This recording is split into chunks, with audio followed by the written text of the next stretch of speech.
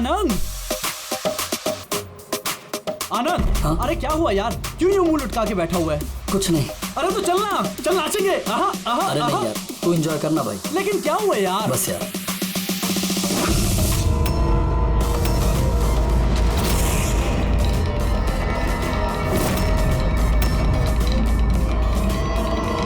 आनंद, आनंद।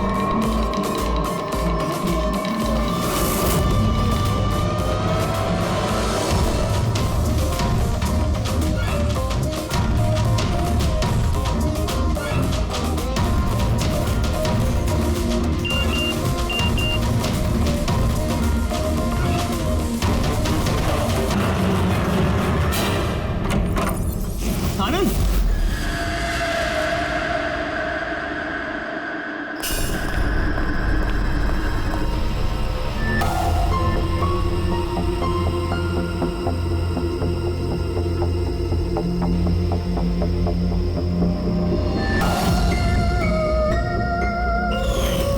आनंद,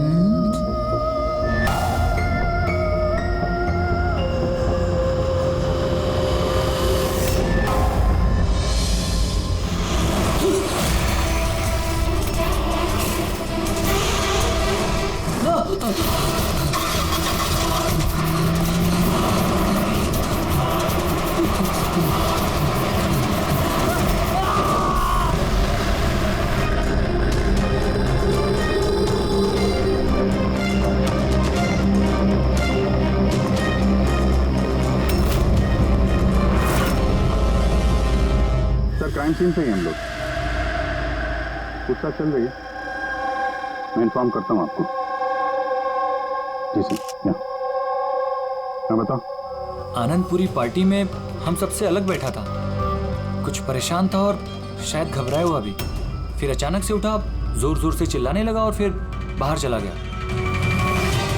sir वो तो party के लिए हमेशा तैयार रहता था। मेरे ख्याल से हम सब में वही था जो पार्टी को सबसे ज्यादा एंजॉय करता था। लेकिन सर आज उसका पार्टी करने का मन नहीं था। पिछले कई दिनों से बहुत अजीब सा बिहेव कर रहा था, बात करते करते चुप हो जाता था और कई बार उसके मुंह से मैंने किसी ऐना का नाम सुना। नींद में भी ऐना ऐना बड़बड़ाता था। ऐना? कौन है ये ऐना? आप में से कोई भी नहीं जानता ऐना के बारे में? नहीं तो अभी जी, अगर गाड़ी के सामने कोई अचानक आ जाए और ड्राइवर को ब्रेक मारना पड़े तो स्किड मार्क्स, टायर के निशान आते हैं सड़क पे, पर यहाँ पे ऐसा कुछ भी नहीं है।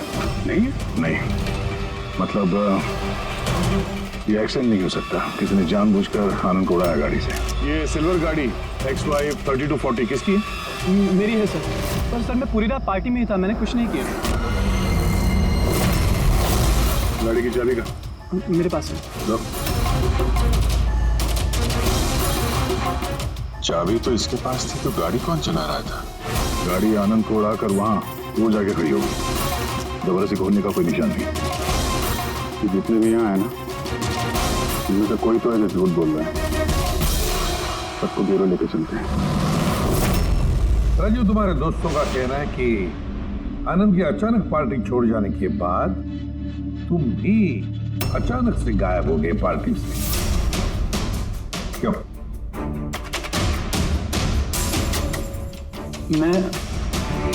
हाँ सर, याद आया, मैं वॉशरूम गया था।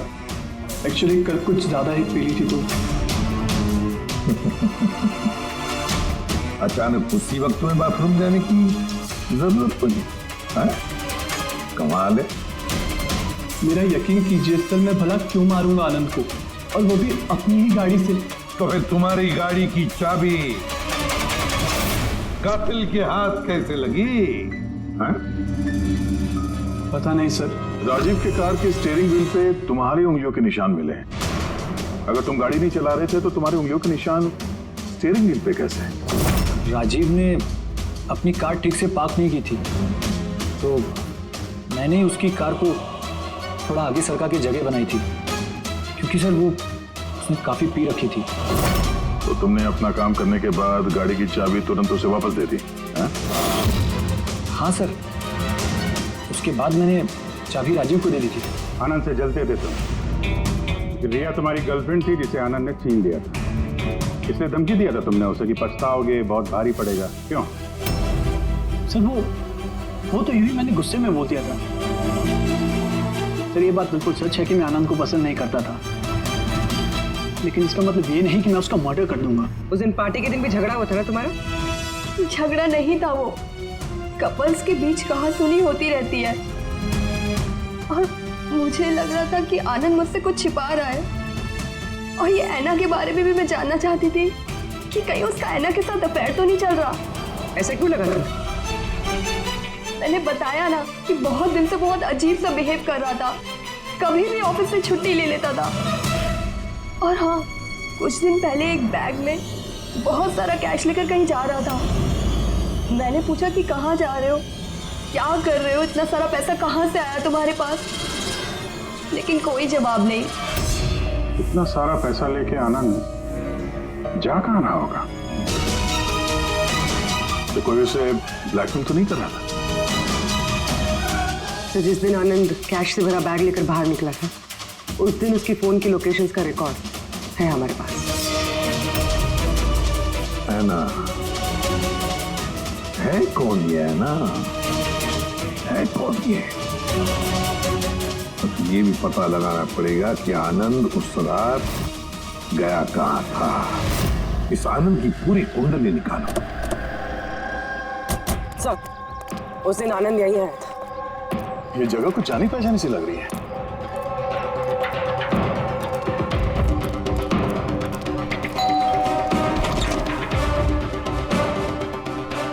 यस, आनंद को जानते हैं? आनंद? ये आनंद। मैं किसी आनंद को नहीं जानता। ऐना यहाँ रहती है? ऐना? अब आप? सीआईडी।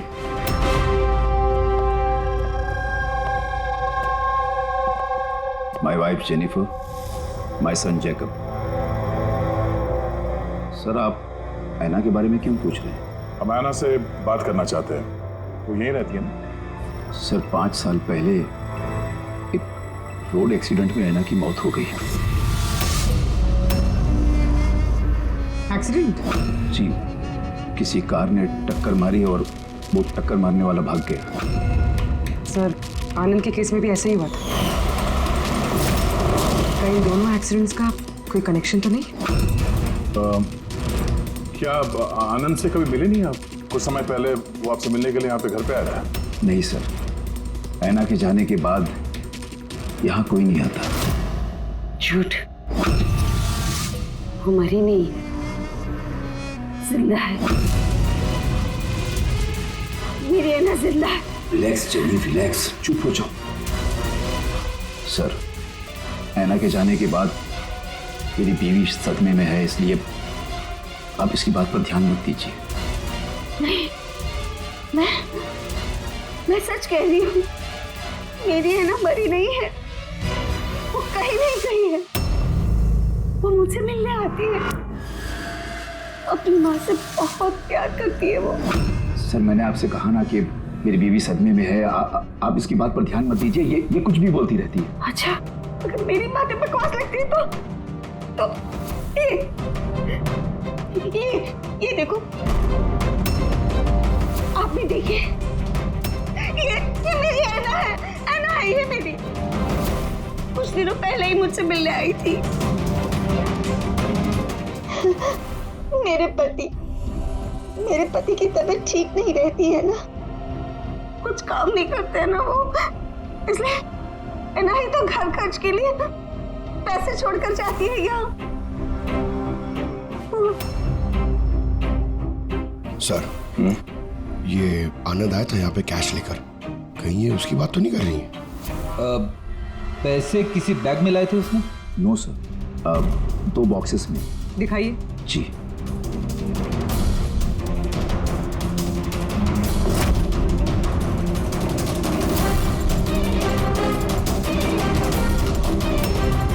अब समझ में आया ये जगह मुझे जानी पहचानी क्यों लग रही है। मैं यहाँ पे आ चुका हूँ। यहाँ? हाँ। कब सर?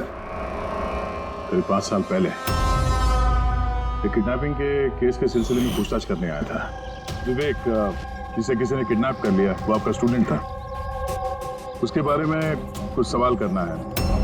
बहुत अच्छा लड़का था, उसको ठीक हो और जल्दी घर आ जाए। कब से जानती हैं आप विवेक को? अभी कुछ महीने पहले मेरे पास ट्यूशंस लेने आया था। और आखिरी बार कब देखा उसे? उसमें कोई चेंज नजर आया उसमें? मतलब कोई ऐसी बात जो आपको अजीब लगी हो? अभी कुछ दिन पहले मैं उसके घर गई थी, तभी तो सब ठीक था। अचानक ये किडनैपिंग की न्यूज। अगर उसे कुछ हो गया तो सर प्लीज प्लीज आप उसे ढूंढिए प्लीज। है ना, प्लीज प्लीज संभालो अपने आप को। डोंट वरी, विवेक सही सलामत वापस आ जाएगा। विवेक की फैमिली ने किडनैपर्स को फिरौती की रकम दे दी और उसके बाद वो घर भी वापस आ गया था। लेकिन किडनैप किसने किया था उसे ये आज तक पता नहीं चला। इतना तो मुझे भी याद आ रहा है कि उस किडनैपिंग के दौरान ही ऐना का एक्सीडेंट हुआ था। पर मेरी समझ में एक बात नहीं आ रही है कि ऐना इतनी रात को उस सुनसान रोड पर गई क्यों थी? उसे तो उस वक्त घर पर होना चाहिए था डिनर के लिए।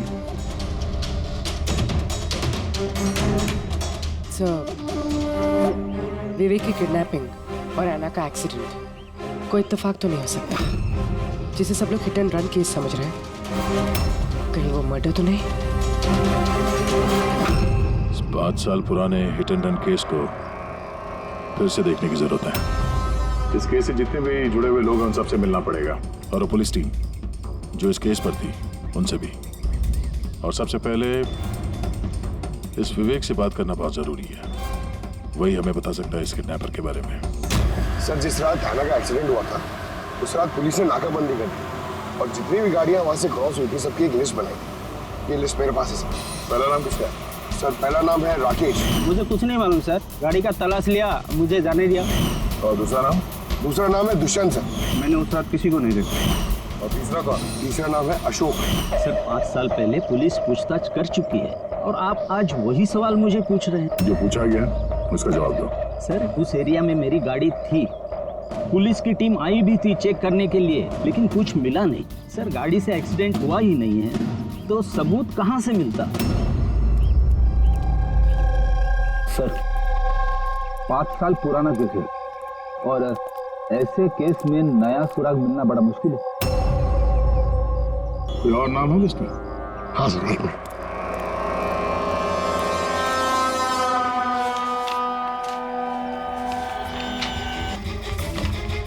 ये सर, ये परेश, प्लॉट नंबर 21 शास्त्री नगर मुलुंद।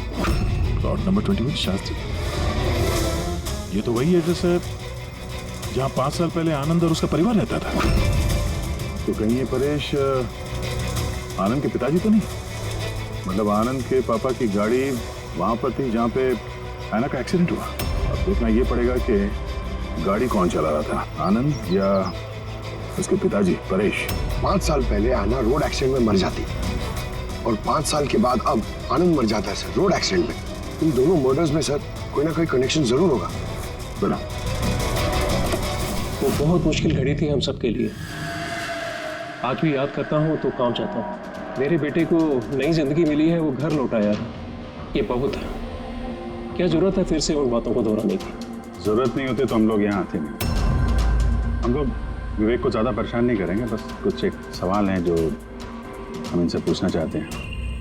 देखिए, विवेक पर उस घटना का असर अभी भी है, इसलिए हमने उसके लिए एक काउंसलर रखी है। जी, मैं सोनिया सर, विवेक की काउंसलर हूँ, उसकी मदद कर रही हूँ इस भयानक हादसे की यादों से निकलने में। पोस्ट ट्रॉमेटिक स्ट्रेस डिसऑर्डर के पेशेंट्स कैसा महसूस करते हैं आप लोग तो जानते ही हैं। सर, जब विवेक किडनैपर्स के पास बंदी था तो उसे बहुत सी नशीली चीज़ें दी गई ताकि वो होश में ना रह सके, किसी को याद ना रख सके। इन नशीली चीज़ों से विवेक के दिमाग पर बहुत बुरा असर हुआ है सर, इसलिए अपनी ज़िंदगी की उस दौर की बहुत सी बातें उसे याद नहीं है। तो क्या विवेक को किडनैपर्स के बारे में कुछ भी याद नहीं? जी नहीं। विवेक, आप जरा ये फोटो देखिए। कुछ याद आता है आपको? ये आपको ट्यूशन देती थी, पढ़ाती थी आपकी टीचर।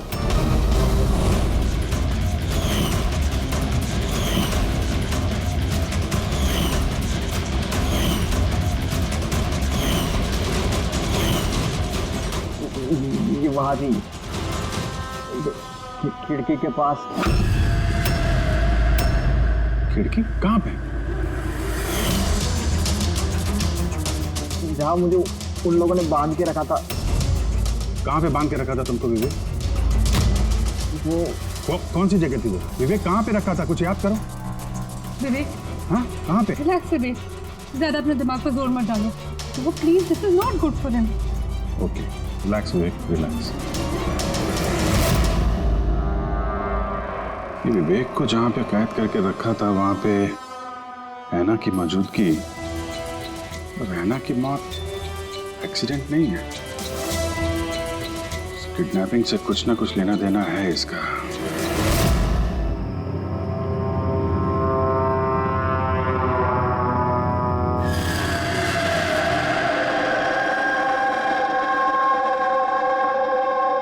पंकज, एक बात समझ में नहीं आ रही है। 5 साल पहले मरी हुई लड़की अपनी माँ से मिलने कैसे आ सकती है? यही तो हम पता करने आए ना फ्रेडी सर। हाँ यार, ये आत्मा का चक्कर ना हो बस। यार क्यों जबरदस्ती ऐसी बातें करते हो आप यार? डर लगता है।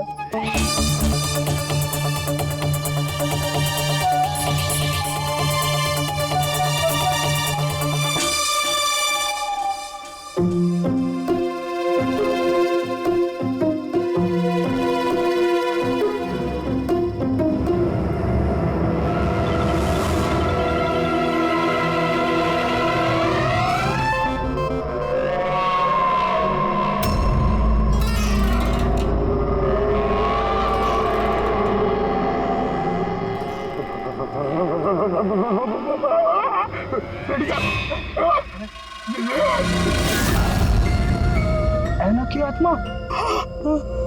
फ्रेडी सर, आप एक काम करो, आप आगे से जाओ, मैं पीछे से आता हूँ। अरे पंकज, ये आना जाना छोड़ दे, चलेंगे तो साथ में चलेंगे।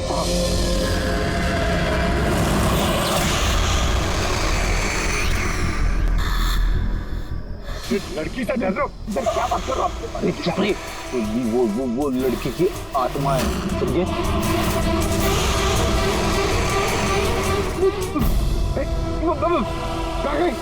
अरे गाड़ी तो थी सर, कहाँ गई? अरे क्या बात कर रहे हो यार?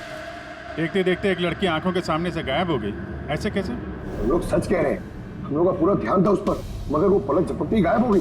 सर, मैं दावे के साथ कह सकता हूँ वो एक आत्मा ही थी। एक अच्छी खबर है भाई। क्या है सर, बताइए। ये जो 2 डब्बे हैं, इन डब्बों में ऐना की फैमिली को रुपए भिजवाए गए थे भाई। इनमें से ये एक डब्बा तो आनंद का है, लेकिन ये दूसरा डब्बा ये आनंद का नहीं। क्या? ये आनंद का नहीं है? कैसे? ऐसे, इस डब्बे पर ये जूते का नंबर लिखा हुआ। क्या नंबर? 11। और आनंद के जूते का नंबर क्या था? 8। तो अब ये जूता आनंद का तो नहीं हो सकता, और वो रहता भी अकेला था, तो ये भी नहीं कह सकते कि किसी फैमिली मेंबर का होगा। डॉक्टर साहब, ये भी तो हो सकता है कि आनंद ने ये बॉक्स कहीं और से लाया। हो सकता है, दया जरूर हो सकता है, लेकिन भाई अगर आनंद ये बॉक्स कहीं और से भी लाया होता तो आनंद की उंगलियों के निशान तो इस डब्बे पे होते ना। आनंद की उंगलियों के निशान है ही नहीं इस पर, तो फिर। तो ऐसा बोलो ना सर, घुमा फिरा के बोलो यार। सालू क्यों ना यार। मतलब सर कोई और भी जिसे ब्लैकमेल किया जा रहा है? इसका मतलब है ऐना के परिवार को कोई चोरी छुपे मदद करने की कोशिश कर रहा है, लेकिन क्यों? कहीं ऐसा तो नहीं कि वो अपने आप को ऐना की मौत का जिम्मेदार समझता है और इसलिए? हो सकता है। अच्छा डॉक्टर साहब, ये जो बॉक्स मिला है 11 नंबर वाला, इसमें से कुछ और मिला? आपको कुछ बता सकते हैं? हाँ, ये कंपनी का एक कागज था जो चिपका हुआ था। सब कुछ तो फाड़ दिया है, लेकिन इस पर 2 अक्षर लिखे हुए, SH। इस बॉक्स पे ये बार कोड तो है, कम से कम ये तो पता चल जाएगा कि बॉक्स आया कहाँ से था। सर पिछले 1-2 महीने में तो हमने सैकड़ों जोड़ी जूते बेचे, फिर कैसे याद रहेगा कि कौन से डब्बे में किस ग्राहक को जूते बेचे थे। तुम्हारी बात सही है, लेकिन ऑनलाइन बिजनेस है ना तुम्हारा, तो किसी ई कॉमर्स वेबसाइट के जरिए बेचते होगे। जी सर। तो हमें शू बॉक्स का एक छोटा सा लेबल मिला है, तो तुम अपना रिकॉर्ड दिखाओ जरा, हम चेक कर लेंगे। Sure sir.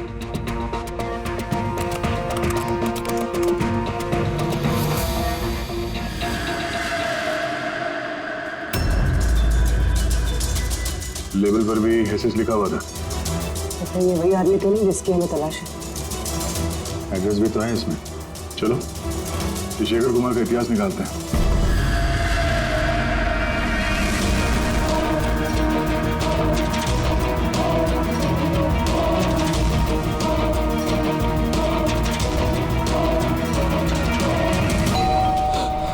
अभी कौन होगा?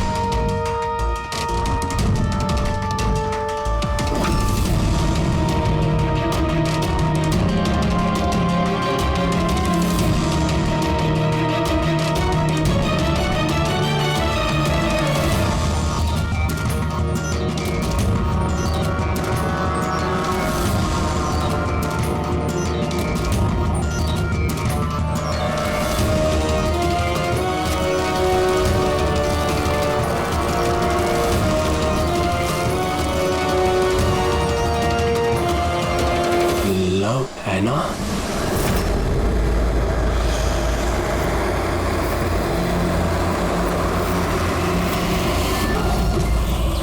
देखो मुझे मत मारो, ऐना प्लीज खोलो, कोई दरवाजा खोलो।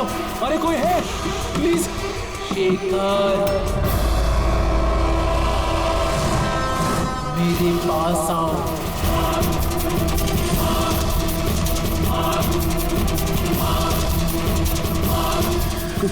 कौन है?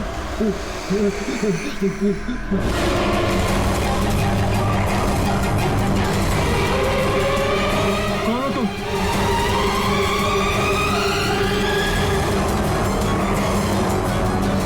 कौन हो तुम?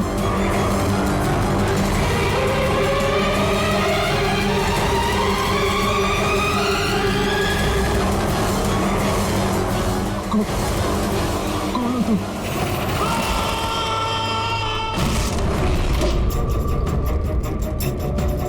शेखर,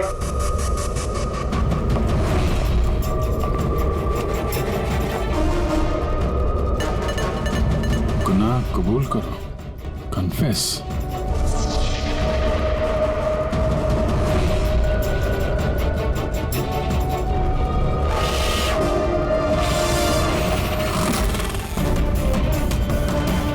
लवाना, ये शेखर कहाँ है?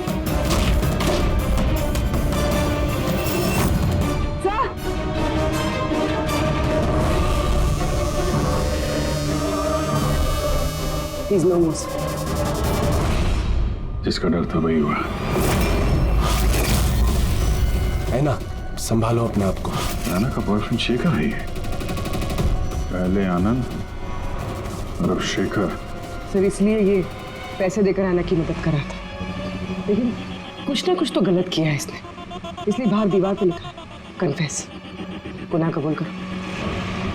घर की तलाशी लेते हैं, पता तो चले कि आनंद और इस शेखर का आपस में कोई कनेक्शन था क्या।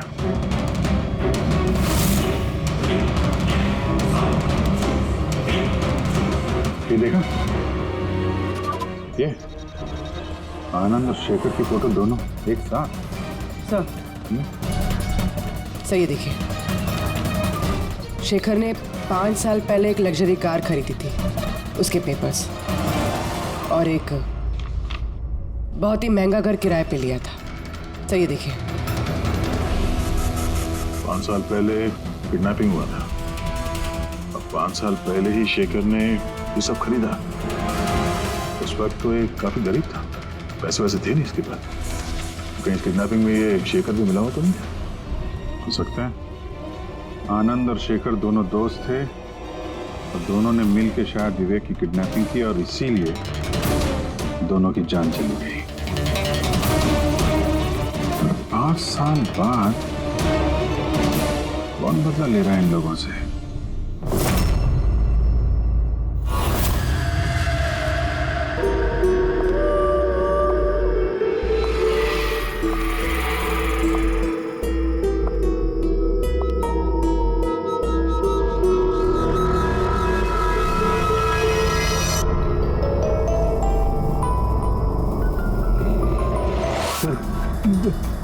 यही वो आत्मा है, लड़की की आत्मा।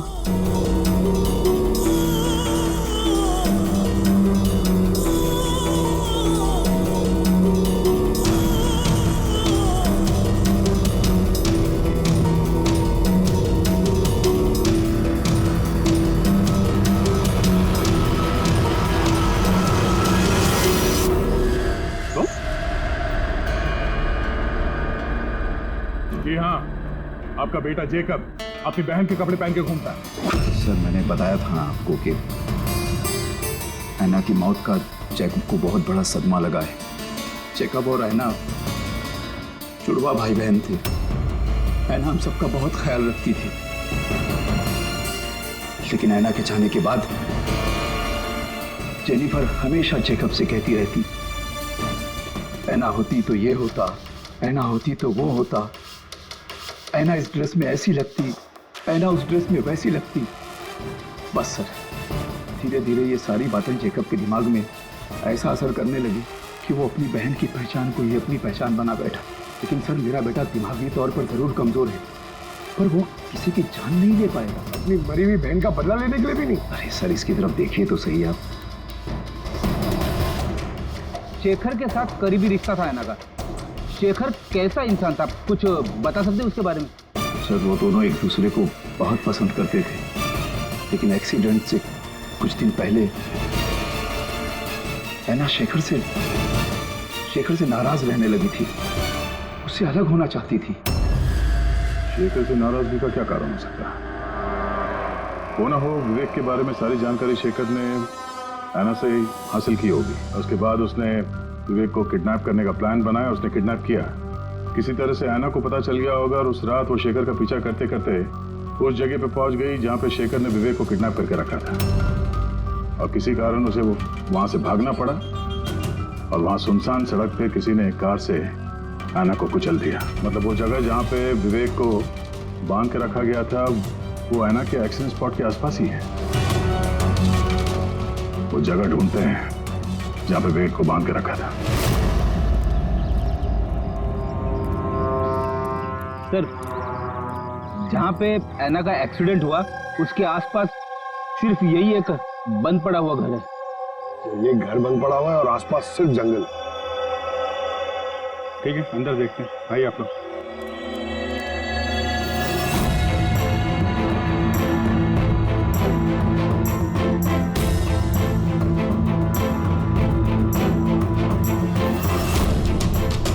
विवेक ध्यान से देखो और अच्छी तरीके से याद करो। क्या ये वही जगह है जहां पे तुमको लाया गया था?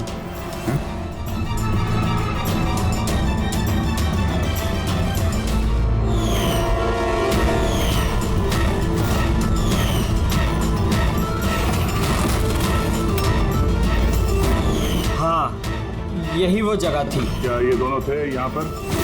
इन दोनों में से किसी ने तुम्हें किडनैप किया था? नहीं सर, उन लोगों ने ऐसे मास्क पहन के रखे थे, सिर्फ उनकी आंखें देख रही थी। और तीसरा आदमी जो था, तो तीसरा कौन था? उसको देखा तुमने? नहीं, वो वहाँ दरवाजे के पास खड़ा था, बात कर रहे थे किसी बारे में। क्या बात कर रहे थे? कुछ सुना तुमने? हाँ विवेक, सोचो, शायद कुछ याद आ जाए।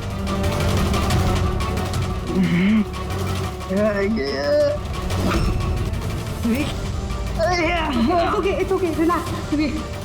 Sir, please. कोई बात नहीं, रिलैक्स रिलैक्स रिलैक्स। ओके, आप लोग इसको बाहर ले जाइए, ठीक है? जा बेटा।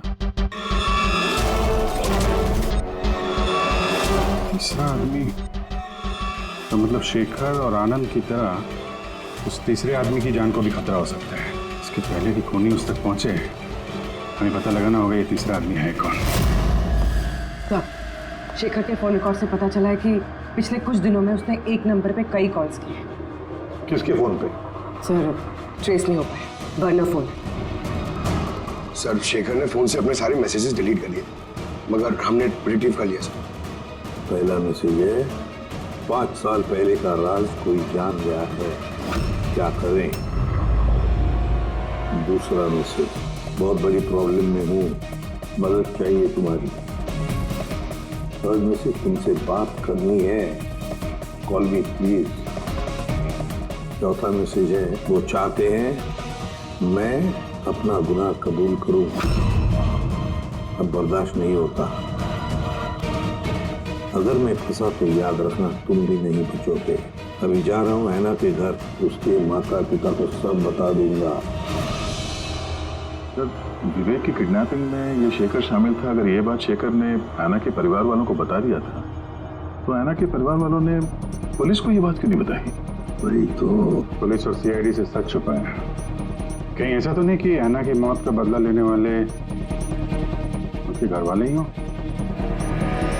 मैं सच कह रही हूँ सर, हमारी शेखर से कोई बात नहीं हुई। वो हमारे घर आया ही नहीं। और सच कहती हूँ सर, अगर वो हमारे घर आया होता ना, तो मैं उसे उसी वक्त कहती कि चलो अभी पुलिस को सब बता देते हैं। मैं हमारी बेटी की कसम खाकर कहती हूँ। सर हमारा यकीन मानिए, सच कह रहे हैं लोग।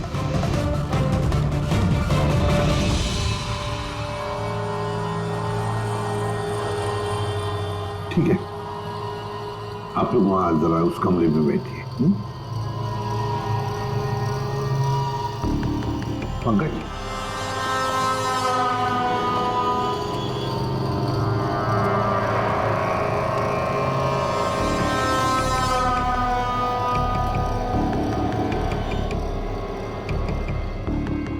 हो सकता है ऐन वक्त पर शेखर ने अपना इरादा बदल लिया, वापस लौट गया।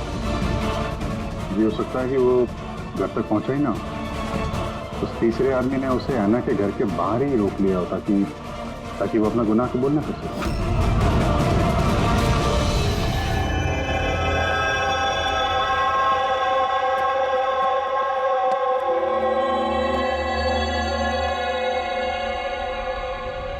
जेकब, तुम्हारी गाड़ी बहुत सुंदर है।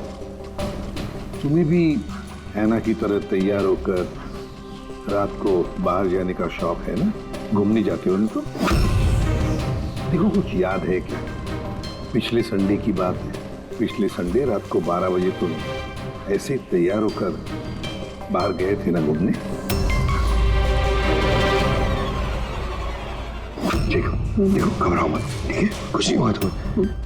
अगर मैं कुछ सवाल पूछूंगा उसका जवाब देना, ठीक है? उस रात तुमने कुछ देखा था? कुछ अजीब सा हुआ हो या कोई था वहां पे?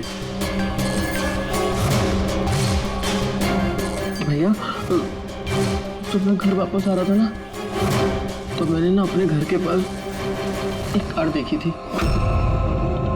और भैया वहाँ पे ना 1 2 दो लोग भी थे, और वो लोग ना कुछ आर्ग्यूमेंट कर रहे थे। फाइटिंग कर रहे थे वो लोग।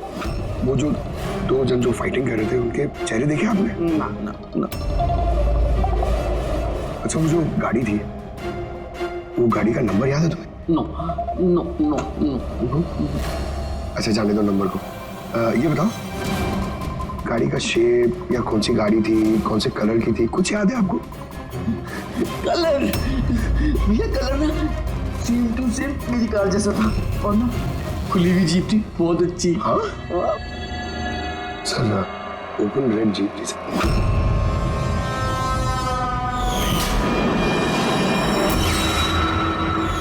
आनंद के एक्सीडेंट के समय जो लोग पार्टी में मौजूद थे, उनकी गाड़ियों के साथ एक लाल कलर की जीप थी ऐसी।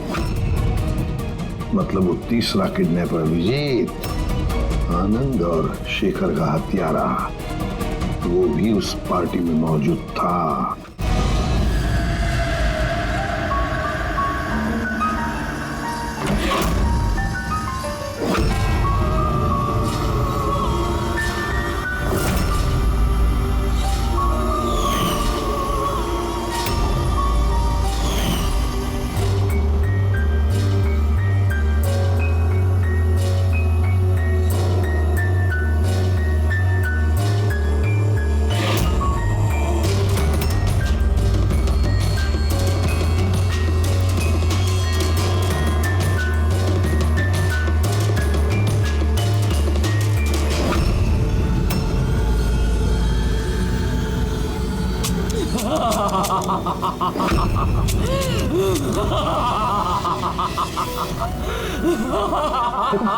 मैं जानता हूँ कि मुझसे गलती हुई, लेकिन प्लीज प्लीज मुझे जाने दो।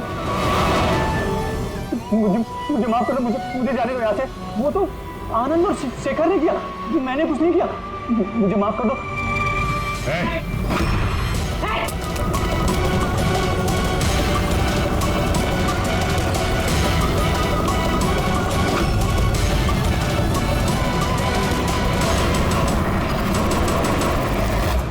विवेक पर उस घटना का असर अभी भी है, इसलिए हमने उसके लिए एक काउंसलर रखी है। जी, मैं सोनिया सिंह। मैं कुछ फ्रेंड से मिलकर वापस आ रही थी, तभी मैंने देखा कि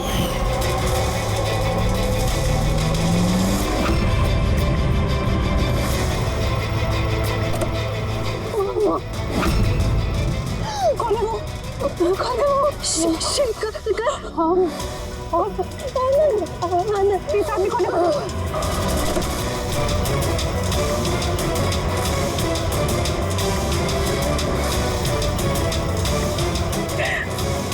हेलो डैड, उस दिन गाड़ी पापा ने मैं चलाने अनजाने में ही सही जान ली थी मैंने उसकी, बट पुलिस को सच बताने की हिम्मत नहीं कर पाई। तो मुझे एक हफ्ते में यूएस जाना था पढ़ाई के लिए। अगर पुलिस केस बन जाता तो मेरा करियर बर्बाद हो सकता। अपने करियर की फिक्र में तुमने एक मासूम की मौत के साथ नाइंसाफी होने दी। मैं समझती हूँ सर, और ऐसा नहीं है कि मुझे पछतावा नहीं था, मुझे एहसास था अपनी गलती का। ये गिल्ट अंदर ही अंदर मुझे खाए जा रहा था। 5 साल बाद जब मैं वापस आई तो मैंने आना की फैमिली को ट्रैक किया और मुझे पता चला कि उनकी हालत बहुत बुरी है और आना के कातिल और विवेक के किडनैपर खुले घूम रहे हैं। नफरत हो गई थी मुझे अपने आप से, खोजती थी सर मैं अपने आप को, इसीलिए मैंने ये सब किया। 5 साल पहले मुझसे जो गलती हुई थी उसको सुधारने के लिए, आना को इंसाफ दिलाने के लिए। आना ने मरने से पहले आनंद और शेखर का नाम बता दिया था मुझे। उन्हें ट्रैक करने में मुझे ज़्यादा मुश्किल नहीं हुई। मैंने उन्हें ब्लैकमेल किया और उनसे आना की फैमिली को पैसे दिलवाए ताकि उनकी मदद हो सके, और उनको डराती रही, धमकाती रही, क्योंकि मुझे तीसरे किडनैपर का नाम पता करना था। क्योंकि मैं जानती थी कि उस दिन आना के पीछे 3 आदमी पड़े थे, 3 लोग उसका पीछा कर रहे थे। मैंने देखा था सर। तो क्या बताया उन दोनों ने? आनंद उसको नहीं जानता था सर, और शेखर इतना डरा हुआ था उस आदमी से कि उसने कुछ भी बताने से मना कर दिया था। इसीलिए मैं विवेक की काउंसलर बनी। मुझे लगा शायद मैं उस बच्चे से कुछ सच निकलवा सकूं। तो वो खुद इतने सदमे में था कि उसे कुछ याद नहीं था। फिर मरने से पहले शेखर ने मुझे सच्चाई बताई कि विशाल वो तीसरा किडनैपर था। विशाल मास्टरमाइंड था सर। विवेक की किडनैपिंग, ये सब उसका प्लान था। तो इसलिए कानून को अपने हाथ में लेने का फैसला कर लिया तुमने। ऐना को इंसाफ दिलाने के लिए गलत रास्ता चुना तुमने सोनिया, और इस बार तुम्हें अपने करियर की फिक्र भी नहीं। कानून से कोई नहीं बच सकता। जो कुछ तुमने किया है उसकी सजा तुम्हें भुगतनी पड़ेगी।